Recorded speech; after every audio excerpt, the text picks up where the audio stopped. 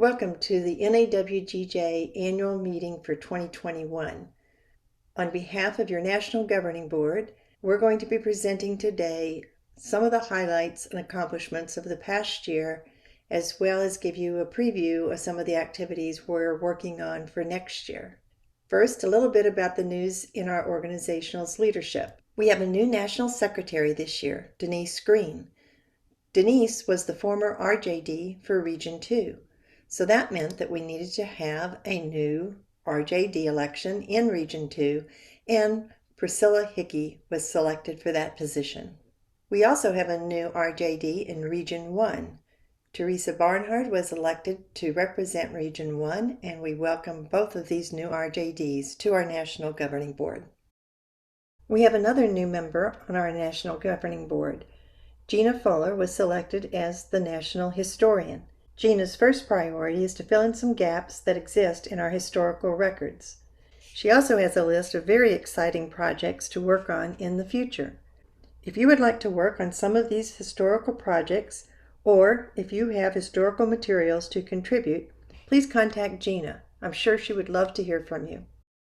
Next, we would like to recognize our Green Flag Award winners for 2020. The Green Flag Award is presented annually to members who have made outstanding contributions to NAWGJ, who promote professionalism, and who demonstrate leadership.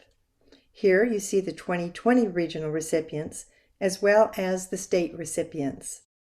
A national Green Flag winner will be selected from all of the regional winners and will be announced at the 2023 National Symposium. Congratulations to all of those who were selected for recognition in 2020. Next, we'll move into the business portion of our meeting. I'd like the members of our executive board to introduce themselves, and then they'll give us some highlights from each of their areas of responsibility. I'm Ann Hepner from Oregon, and I am the Vice President of NAWGJ. Hi, I'm Robin Ruig, and I'm your NAWGJ Finance Director. Hey, I am Denise Green, and I am the NAWGJ Secretary. So next, our Vice President is going to talk to us about some of the activities that have been accomplished this year in relation to her responsibilities, and those include elections and our Constitution. So this year we have a new election platform, Election Buddy. We did state governing board elections in 23 states. It went very well, and the election platform was very satisfactory to us. The one thing I'd like to remind you to do is to update your profile in Wild Apricot in order to have their list correct, and for you to get an email in order to vote, you will need to have that profile updated.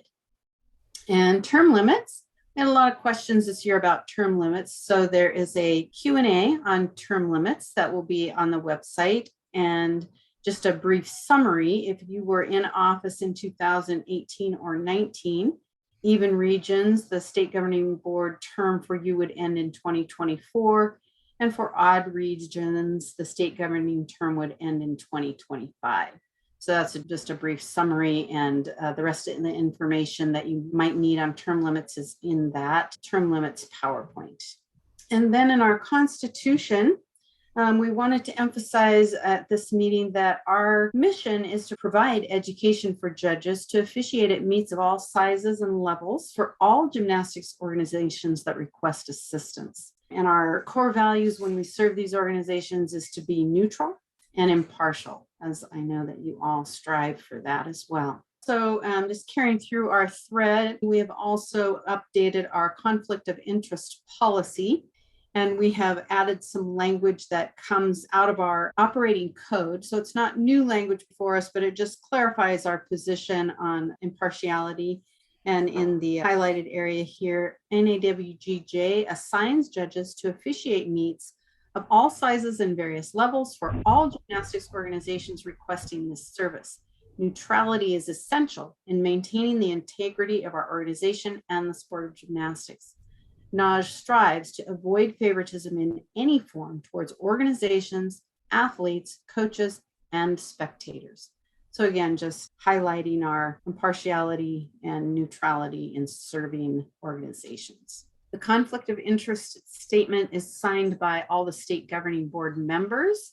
The SJD all the RJDs and all the executive board members. Thank you, Annie. Next, we're going to hear from Robin Ruick, who is our finance director. Hi, it's Robin Ruick, and some financial news from this past year. Despite the fact that we had COVID, NAWGJ has been financially stable, even though our income was down, so were our expenses. And so at the end of the year, we had approximately $2.7 million combined in our state, regional, and national bank accounts. The funds are primarily in the state accounts. One of the big tasks that I have to make sure we do is that we file all our required documents with the IRS. I work with our accountant to do that. We are required to be transparent as a 501c3. That means we're a nonprofit. And if you want to see our tax returns for the past 3 years, they are on the NAWGJ website under official documents. I also have worked closely. We have a finance committee, which has been a wonderful addition. That committee oversees me to make sure that I'm doing everything right, and also our overall financial status. One of the things that the finance committee wanted everybody to be reminded of is that profits from your judges' cups or other fundraisers are to be spent in support of NAWGJ's mission, and it should be spent on all members. And remember, our mission is professional development of our members and promotion of women's gymnastics in the United States. Some good news for all of us. We have voted to make all NAWGJ library and education committee projects available at no cost to members. They will be posted on the NAWGJ website, and you'll be able to access all the practice judging videos you could ever want. And then another project the Finance Committee, along with the Helping Hands Committee and the Diversity Initiative, have been working on is new judge retention. We're exploring options to reduce costs for new judges and exploring mentorship models for retention of judges. Next, we're going to hear from our secretary. This is her first year as our national secretary, Denise Green. Thank you, Cookie. So first off, I want to thank Barb Tevin for her hard work over the last several years and her assistance in helping me to understand this position. So thank you, Barb. Second, I'd like to share my email address. I've had so many people trying to get a hold of me, and I just want you to know that it is on the membership page on the national website under how to join. You just have to scroll down and you'll find my info. So if you have questions, look at the national website. Okay, so speaking of minutes, all of our minutes can be found on the national website under the About Us official documents. We recently posted the minutes for our July meeting. Please take time to read through them, as items that are discussed in them are very pertinent to you as a judge, such as the updates to Canon 15 on social media. Another interesting thing is the dates for the requests for projects for all of our creative members. So we have about 2,169 members with a few hundred yet still to renew, but we're confident that this will happen as fundraisers begin. I want to thank the SJDs from 27 states who have used the group renewal process. And I have to say, paying the judges' dues that way is a great way to show support for your members. Please update your profile. We've added some fields. Some of these are from the Diversity Education Initiative recommendations. And there's also a new field in the profile for like a NAWGJ position, such as your state governing board members, SJD, RJDs. Make sure that you update your email and your personal information so that it's accurate. As Annie said, your email is the piece of information that is needed for a very smooth election. I really appreciate you taking the time to make that information accurate for all of us. Meets and assignments. Information was pulled from the SJD annual report, and out of that they showed that there were 3,485 meets that were assigned this year versus the 3,554 meets that we had last year. About 23,000 judges were assigned in the last year, and that includes all of age group through NCAA. Thanks to the members of our executive board. Can't tell you how much time and effort that they have put in throughout the past year. Next, I'm going to review some of the highlights in 2020-2021. You may remember that last year We focused on our strong historical foundations and took pride in how our roots paved the way for our future. This year was certainly an unusual year, and we classified it as a year of firsts. We not only survived through these difficult times, but I think you'll see as an organization we really thrived. So we entered the new virtual world because of the pandemic, and we embraced virtual meetings, virtual clinics, and virtual judging. Last year we had our first virtual annual meeting, and we had 1,400 participants. It was so well attended that we decided we would continue to have a virtual annual meeting as well as a live annual meeting at USA Gymnastics Congress every year. We created 3 videos on virtual judging, and they had over 1,600 views, showing the need for judges to learn about virtual judging and be able to help our athletes participate successfully during the pandemic. We developed several safety procedures and guidelines for judging. I'm sure you're familiar with them by now. We were hoping to be able to put those away, but right now we're in a period of uncertainty. And because of that, it may be necessary for us to continue to use some of those same safety procedures in the upcoming year. I want to show you a few pictures of how accommodating our meet directors were to make sure that they could implement some of the recommendations that we made in the 10 for 10 checklist. We also embraced virtual meets to help the athletes, and in some regions that was actually the only way that they were going to get to compete.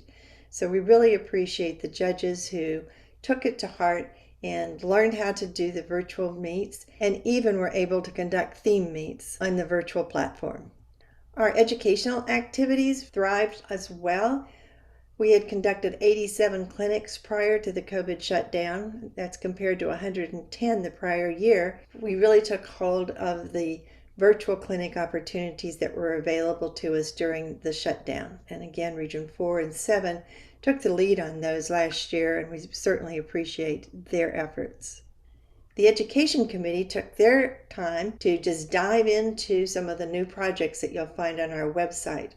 One that I hope you'll go to and review if you haven't already is the Skill Models Project. There's over 50 different elements that you'll find that are shown as good, better, or best. They use a little different terminology than that, but that's the essence of it.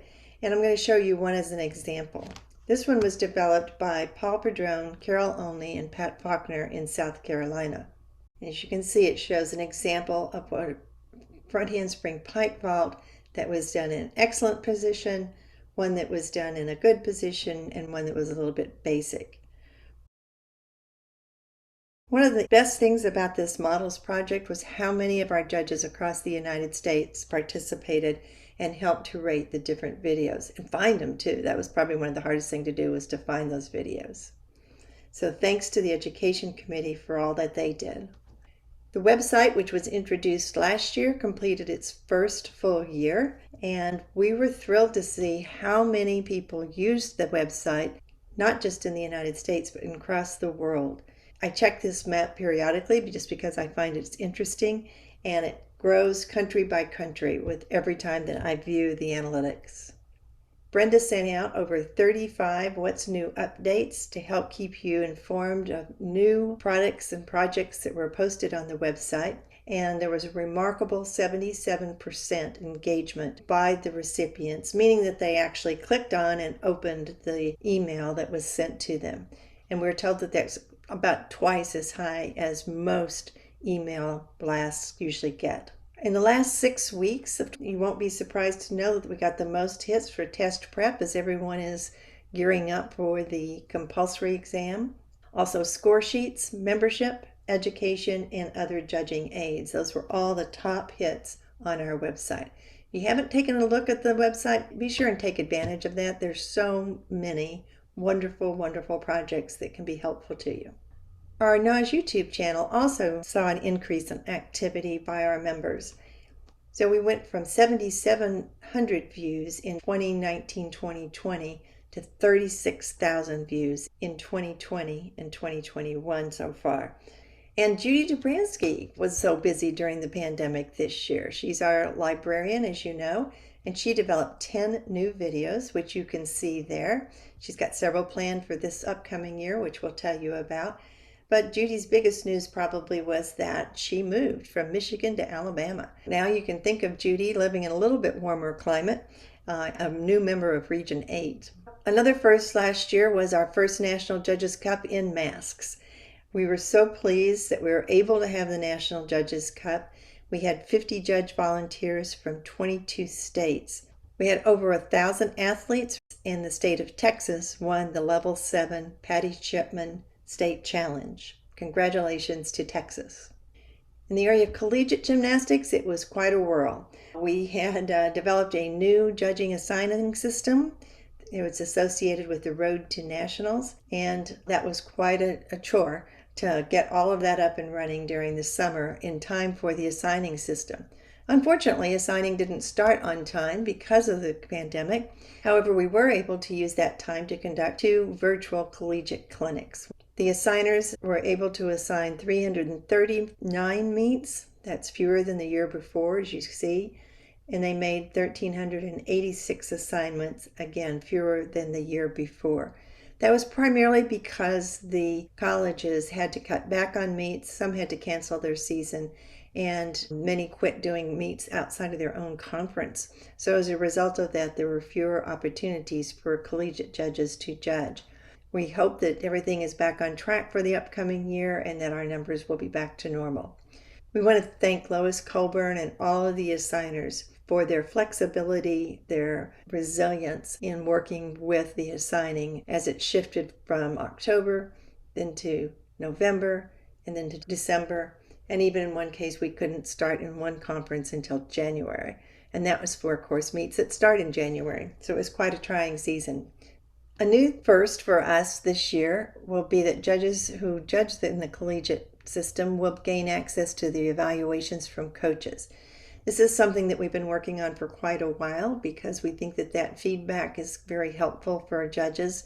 The feedback will only be provided if there has been a minimum of 4 meets in which the judge has been evaluated by coaches, and the information will be de-identified and presented in an aggregate form to protect the anonymity of the collegiate teams. It will be available in your profile in JAS, and it will be accessible only by you. We're working on the final technicalities of that right now, and hopefully in the fall you can go into the JAS system and see your summary of your evaluations if you have them. We started our first diversity initiative, and our goal was to identify new methods to increase the diversity of our membership, as well as to continue to provide a welcoming and an inclusive environment for all of our members.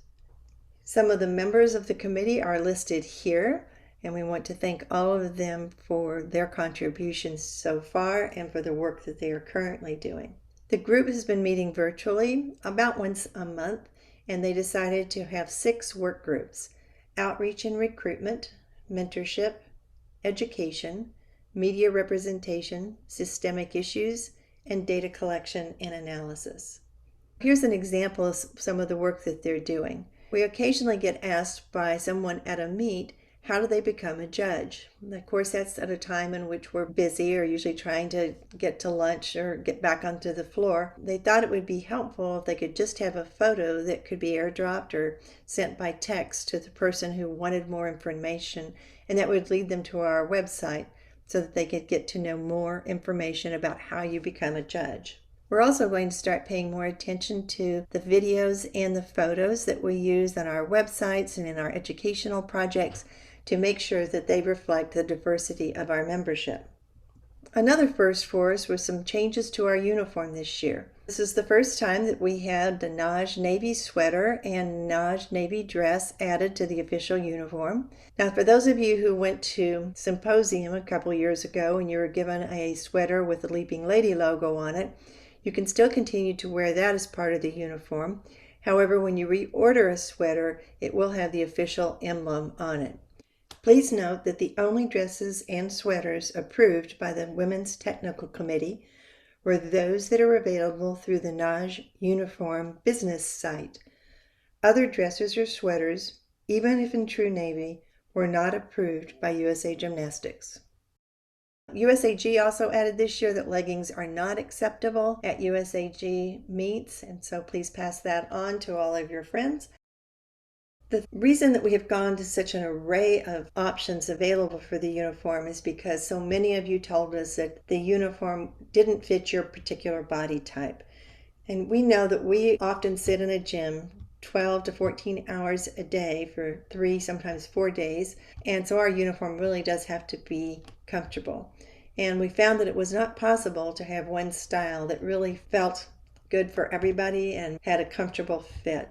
So the unifying theme of our uniform now is its color, true navy, and also the patch. Although the latter is not required by USAG Gymnastics, we do encourage everyone to wear the patch when possible. We encourage everybody to look professional, whichever version of the uniform that you wear. Now, how do you order these new options? How do you find them? Well, if you go to our website and look under Become a Judge, you'll see a tab that is for our uniform. There's 2 sites now. One is the NAWGJ official uniform site, and that's where you can find all of the official jackets and sweaters that are available with the NAWGJ official patch on them, along with pants, skirts, and dresses. The Leaping Lady site has items that are really more for gifts and promotional wear, things like casual shirts, not part of the uniform. But if you wanted to order gifts for someone or gifts for your judge's cup, this would be a great place to go and find items that are available on the Leaping Lady site. Finally, on that same page, you'll find eventually some professional attire guidelines. They're currently under development, and hopefully within a month or so we'll have those finalized and posted on the website. So just why are we developing professional attire guidelines? As it turns out, not everyone has the same vision when it comes to professional attire. Our National Governing Board members model some of the more unusual interpretations of professional attire that they have seen in the past. We thought that these photos might bring a little smile to your face. Although these may be exaggerated in some cases, it does show you how professional attire can look unprofessional. Rather than having our SJDs become the uniform police, we hope that the guidelines will help you review your own appearance so you can take responsibility for your own professional attire. Another first last year was the development of our professional activity reporting. And you'll remember that that came about because we got new insurance last year. And in that insurance, we are covered for our professional activities as long as they are mission specific and within our responsibilities as a member of NAWGJ. In the first few months, over 1,000 judges completed professional activity reports. We encourage you to go into GymJazz and to start using the professional activity report to help you in case there ever is an issue. It will document that the work that you were doing was a part of your official duties as an NAWGJ member. This is available to all states, not just those who use GymJazz as the signing. So if you don't know how to use GymJazz because your state doesn't use that, please contact your state judging director and you can get access to GymJazz so you can start your own professional activity reporting. Speaking of our insurance, we're in the process right now of renewing our insurance for all 3 categories. First is our director and officer insurance, and that protects your state governing boards and committee members while they are doing work that is part of their responsibilities for NAWGJ. Then we have the general liability insurance, which is really kind of just a slip and fall insurance, and that covers us when we're hosting our own judges' cups or a clinic of any kind. The most important policy for us is our professional liability insurance. This policy covers us when we as independent contractors are assigned to meets by NAWGJ, specifically when NAWGJ is the assigning entity. One of the major accomplishments of the past year was the completion of our work on the recertification process for national and USA Purvey judges. The process actually got started back in 2018 at the State Judging Director Workshop, and that was a year in which we were testing at the national and purvey level and there was quite a bit of discussion and concern about the amount of anxiety that the testing situation caused. We set about to develop a process that would continue to emphasize education but reduce stress, and the project was called More Education, Less Stress. We worked in collaboration with the Women's Technical Committee of USAG Gymnastics, and that work has been going on ever since 2018. The new process was approved by the Technical Committee in May of 2021, and more detailed information will be forthcoming from USA Gymnastics. Although some of the details may change as the proposal gets implemented, I wanted to give you some background now to describe the principles that formed the basis of the proposal. One of the principles that we adhered to was that recertification is an important process to promote ongoing competence and quality control. We felt that the goal should be to promote ongoing mastery and competence for judges, and that recertification is broader than testing. We thought testing should be required to move up a level and should continue to include educational courses, written exams, and film testing. Our goal was to develop a model that would provide different certification processes for judges with different levels of experience. We also wanted to promote ongoing professional development of experienced judges, particularly in areas needing improvement. And the overall goal was to increase education and reduce stress. So the current status, as you've probably seen in the minutes of the technical committee, is there have been 3 groups identified. Group 1 will be the new national judges, those who will be testing at the national level for the first time. Group 2 will be nationals who are testing for the second cycle. And Group 3 will be judges who have held the national or USA Brevet rating for more than 2 cycles. Those who are testing at the national level for the first time will pretty much have the same process that has been in existence in the past. They would need to pass an in-person closed book written exam. In addition, they would pass an in-person practical exam. And for each of the event, though, one of the areas that's going to reduce stress is that there will be 6 test routines and the 5 best scores will count. The whole idea of that was that we know that sometimes we can make one mistake and that mistake could have a serious impact in a testing environment. Whereas in a meet, we might actually get to correct that mistake through a conference or an inquiry. So rather than have that stress, the option has been adopted to have 6 routines instead of 5, and you'll get to drop one of the scores. The second group is the group that's already been a national judge for at least 1 cycle, and they will have an online open book written test, and that will be a prerequisite to course attendance. The purpose of the online open book test was to help judges review the new rules and the changes prior to going to the course, and to make sure that when they entered the course, they were well prepared to do the practical application of the rules. They will still take the same practical exam as before, but just like the Group 1 testees, they will have 6 routines and they'll get to drop 1. The 5 best scores will count. Again, that should be a real help in reducing anxiety for the film test. Group 3 consists of judges who have been a USA Brevet judge or a national judge for more than 2 cycles. Just like Group 2, they will pass an online open book written test as a prerequisite to the clinic that they would go to. There will not be a practical exam. However, there will be clinics in which they will attend and have expanded practice judging instead of the practical test. The practical judging will be very similar to a course that we've had in the past, but judges will have the opportunity to judge several routines. Judges in Group 3 will also get to drop one of their film scores as well. You may be wondering why Group 3 will have more routines to judge than Groups 1 or 2. Well, let's go back to the original concept. More education, less stress. The important phrase here is more education. We heard from nearly all of the national and USA Brevet judges that they valued the educational opportunities that accompanied testing.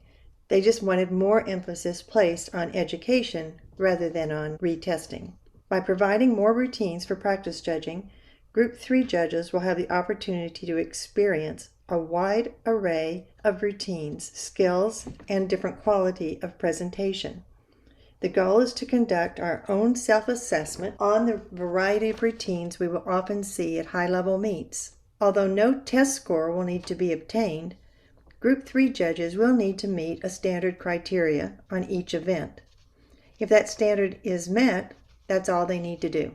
If they fall short of the standard on an event, they don't fail or lose their rating. However, they will be expected to brush up on that event. And this can be done through online brush-up clinics, live clinics, or participation at training camps for level 10 athletes by working with coaches and other judges who are also at that training camp. It should be fairly easy to get these experiences. NAWGJ is committed to helping by providing online brush-up clinics in collaboration with USA Gymnastics. It's important to note that all of these activities will be available for all judges, not just judges who didn't meet a standard, but also for any judge who is interested and wants to improve their education. Also, it's important to note that all of these activities will count towards CPE credit. Did we achieve our goals?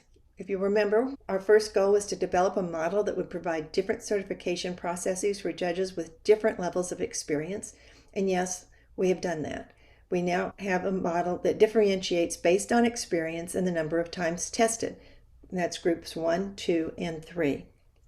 Another goal was to promote ongoing professional development of experienced judges, particularly in areas needing improvement. The model includes feedback on events rather than as an aggregate score for Group 3. It also provides detailed feedback for those Group 3 judges.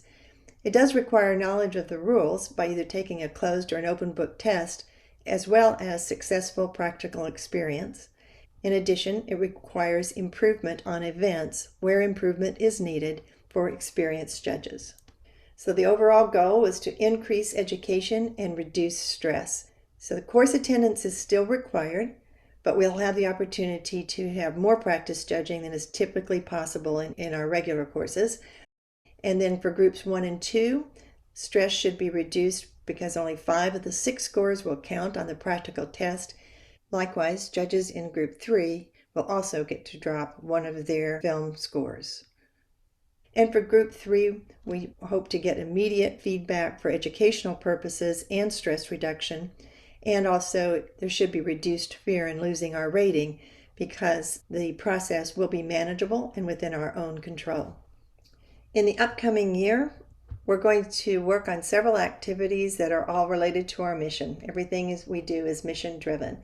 If you were able to attend our meeting last year, you may remember that we had a list of activities that we wanted to accomplish now within the 6 to 9 months, in the near future within 9 to 18 months, or further out within 18 to 36 months. I'm happy to say that we were able to accomplish nearly all of those activities. All the items in yellow were accomplished, and those in green have either been postponed or we're going to take a different look at them this upcoming year. We worked with the SJDs this summer to develop a new now, near, far agenda for the upcoming year, and it has quite a lot of activities for us to accomplish.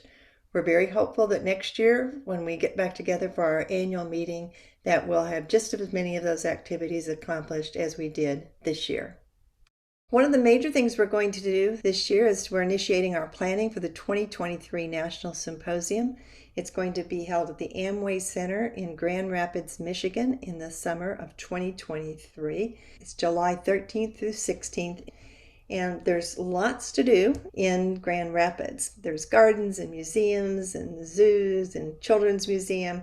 There's wonderful restaurants, some winery and pub tours, many historic landmarks. And then if you're an outdoors person, there's fishing, biking, and hiking. There's quite a few things that you and your family can do, so many of our judges will pair the National Symposium with a family vacation. And that's one of the reasons that we wanted to let you know about it so early, so that you can begin to plan for the summer of 2023. Another big event for us this year will be our National Judges Cup. It'll be our 32nd annual National Judges Cup, and it's going to be held in New Orleans, Louisiana, January 7th through the 9th. We hope that many of you will be able to come and volunteer, and most importantly, we hope that you will encourage your clubs to participate in the gymnastics meet, as well as to send a team for the Level 7 State Team Challenge. If you haven't volunteered at the National Judges Cup, we hope you take the opportunity to do that. It's a great experience for our judges. We use 4-judge panels on all of the events at all levels, and so you get the opportunity to judge on a 4-judge panel. And probably most importantly, you get a chance to meet judges from across the country.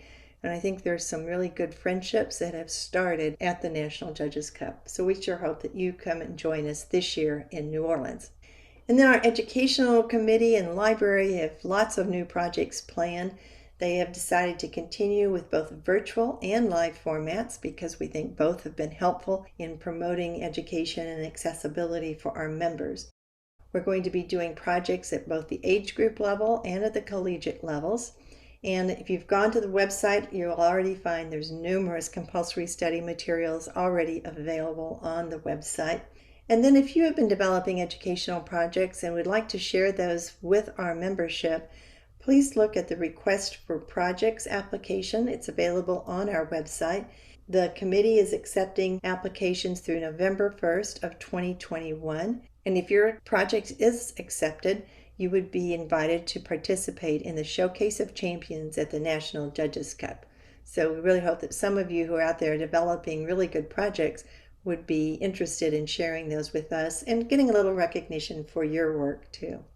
One of the areas that our education committee is going to focus on this year is appropriate use of social media. We're finding that we need to do more education in this area, and we have a canon as part of our Code of Professional Conduct that states that a judge should exercise good judgment when using social networking media. For example, a judge should avoid communicating with coaches, gymnasts, family members, and guardians during, before, or after a competition, commenting about gymnasts or meet results, and should refrain from making inappropriate statements about fellow judges, coaches, gymnasts, clubs, or family members and guardians. They're going to implement a whole educational series on social media. We launched that with an announcement of our new and updated wording on social media for Canon 15. And we just hope that you will help us by helping your other members understand how important it is that they exercise good judgment when using social media. Another one of our new initiatives is going to be to kind of re-up our mentoring programs. Many states have mentoring programs, but we know that it's such an important component to not only maintaining new judges, but helping those judges be successful. So you'll probably be hearing from your state judging directors about the new kinds of mentoring programs that they're hoping to develop. And we're going to post a couple of exemplary projects on our website. We're hoping that many of you will develop mentoring programs for the first time if you don't already have one. Another area of emphasis is going to be to continue and expand our diversity initiative, and we talked about that a little earlier. We also want to develop leadership training opportunities. And you may know that we are going to start having term limits for our state governing board positions as well as our regional and national positions. Our goal is to develop leadership training opportunities to prepare judges for these positions at the state, regional, and national levels.